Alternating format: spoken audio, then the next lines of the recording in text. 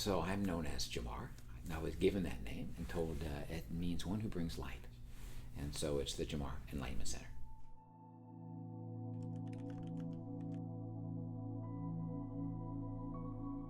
So the center's really the initial prompt, the mission was to teach people to love themselves on the most basic level and to teach them about their perfection.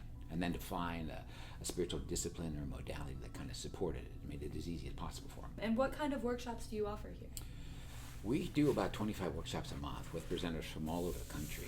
We generally will try to take the chakras, the 7 energy systems in the body, and see if we're basically meeting a need that's presented itself, something for the throat, for creativity. So we're trying to address each of the needs. Mm-hmm.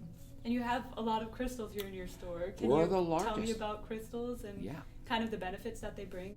I initially wasn't really attracted to the crystals. I had the spiritual discipline, we had a yoga studio, and people kept asking about them, and it was a little out of my realm, coming from more of a yoga is more of a science kind of a come from. If you do this, you can expect this to happen. But the more I got introduced to them, I was just amazed by their presentation, their color, all the different kind of uniqueness.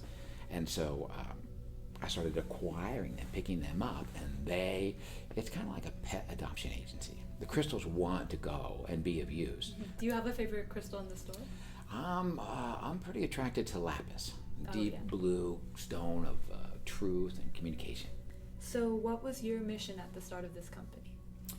Well, as I mentioned that part about teaching people to love themselves and about their perfection, they were questions I had that I hadn't experienced previously, and I thought once I experienced my own lovability as a result of my spiritual practices and disciplines, when I connected with that truth, it healed a multitude of injuries for me. So it was trying to find a place, create a space for people to acquire that a little quicker. So it was about your own spiritual journey that you sort of had? Absolutely. I was teaching, I first started in my teens and had some draw to God that way, and then it just really came big back into my life when I was about 25, and I have been teaching ever since.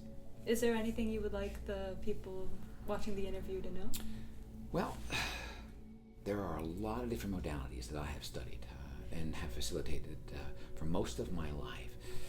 And the truth is that any opportunity to connect with self on a deeper level, to know source, spirit, God, truth, consciousness, love, it's worth whatever the efforts, that are required.